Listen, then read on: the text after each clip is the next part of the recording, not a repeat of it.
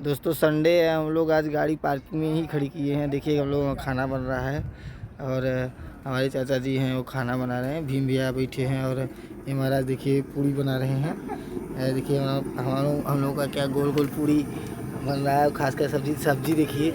Oh my God oh my God हो गया। उसके बाद देखिए चावल और ये देखिए कितनी अच्छी पूरी फूल रही है हम लोगों की।